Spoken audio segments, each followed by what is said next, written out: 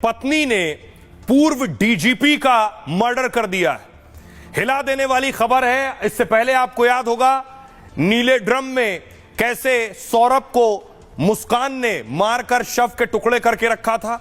उसके बाद एक और तस्वीर आई, अगली खबर आई। दूसरी तस्वीर में आपको दिखाऊं, एक पत्नी ने सांप से 10 बार डसवा कर पति की हत्या की, लेकिन अब तो डीजीपी तक पहुंच गई बात। अगली तस्वीर देखिए जरा। यह है डीजीपी, पूर्व डीजीपी, बिहार के रहने वाले डीजीपी, और उनकी पत्नी ने डाइनिंग टेबल पर उनकी हत्या कर दी, बेरहमी से चाकुओं से गोदकर। तस्वीर में आपको दिखाऊं, यह है पूर्व डीजीपी की बॉडी जो उनके फर्श पर पड़ी हुई है। चाकुओं से गोदकर पत्नी ने हत्या की है। उसके बाद मौके पर पुलिस पहुंची है।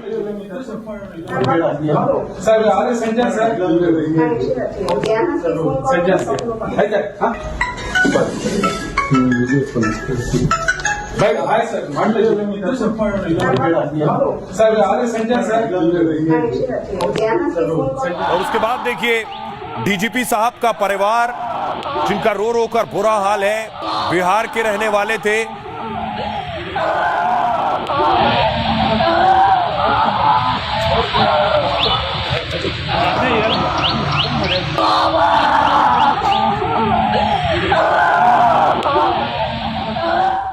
पुलिस ने पत्नी को हिरासत में लिया है। पूर्व डीजीपी की पत्नी गिरफ्तार हुई है। ये आप देख रहे हैं, पुलिस ने पत्नी पल्लवी को गिरफ्तार किया है। और पल्लवी से जब पूछताछ की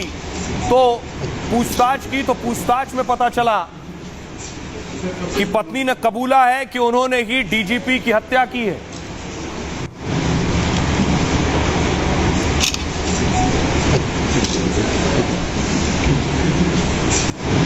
अगली तस्वीर में आपको दिखाऊं, उसके बाद मौके पर फॉरेंसिक टीम पहुंची है।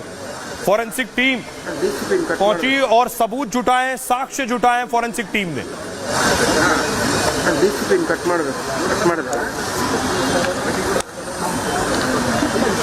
अगली तस्वीर देखिए, वो आलाए कत्ल बरामद हो गया है। जिस चाकू से डीजीपी को गोद कर हत्या की गई, ये वो चाकू है।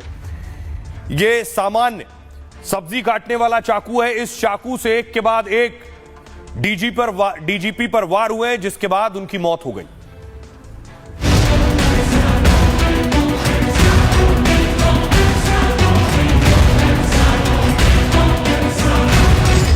एक पूर्व डीजीपी के मर्डर से बेंगलुरु से बिहार और दिल्ली तक हड़कंप मचा है।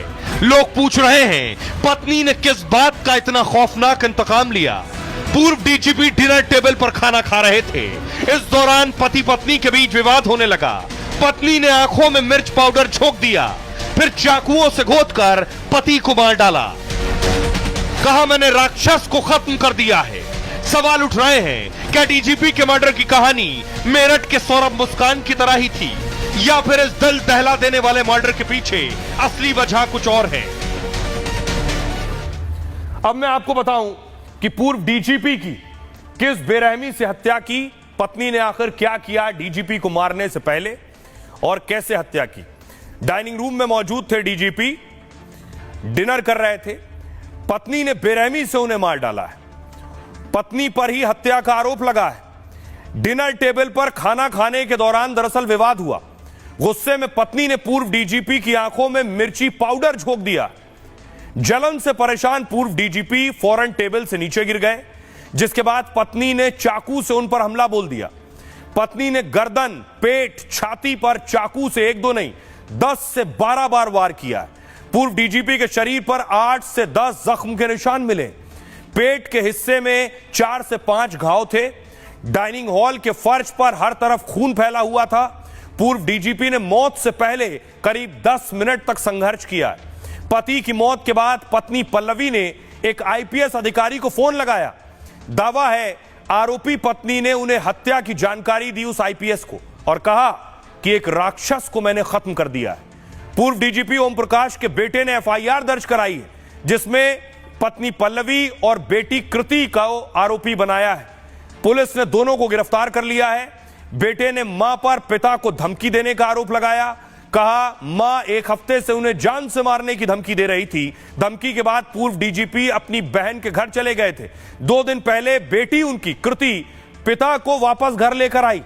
दोनों मां बेटी ने उनसे झगड़ा करती रही। संपत्ति को लेकर पति पत्नी के बीच भी विवाद था। दावा है आरोपी पत्नी पल्लवी ने अपना गुनाह कबूल कर लिया है और उसके बाद उनकी गिरफ्तारी हो गई है। अब आपको बताऊं कि आखिर कौन थे डीजीपी।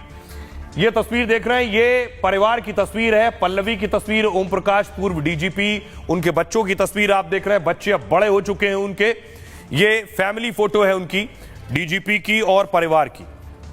आइए अब आपको बताऊं कि डीजीपी के बारे में इनका क्या ताल्लुक बिहार से था। पूर्व डीजीपी ओम प्रकाश बिहार के चंपारण के रहने वाले थे। शुरुआती पढ़ाई लिखाई गांव के एक सरकारी स्कूल में हुई। उच्च शिक्षा के लिए बनारस हिंदू विश्वविद्यालय गए। जियोलॉजी से एमएससी की डिग्री ली। यूपीएससी की परीक्षा में आईपीएस के लिए सेलेक्ट हुए और 1981 बैच के आईपीएस अधिकारी बने। कर्नाटक में एएसपी के तौर पर नौकरी की शुरुआत की। होमगार्ड में डीजीपी के रूप में काम किया और 2015 में कर्नाटक के डीजीपी बनाए गए। 2017 तक कर्नाटक के डीजीपी रहे, फिर रिटायर हो गए। कर्नाटक के गृह मंत्री जी परमेश्वर ने कहा उनकी पत्नी ने अपराध को अंजाम दिया है। मामले की जांच अभी जारी है। 2015 में डीजीपी रहते हुए उनके साथ काम किया। वो एक अच्छे अधिकारी और एक अच्छे इंसान थे। यही नहीं, ये नहीं होना चाहिए था। मामले की जांच से सब कुछ पता चल जाएगा।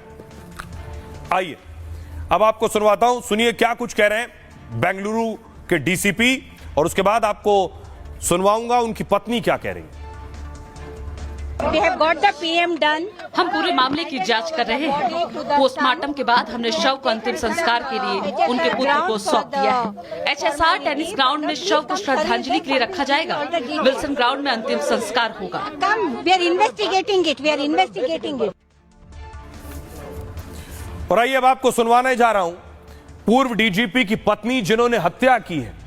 हमारे रिपोर्टर ने उनकी गिरफ्तारी के बाद उनसे सवाल किए। सुनिए जरा। Domestic violence. Domestic violence. Okay, ma'am. Domestic violence. Domestic violence.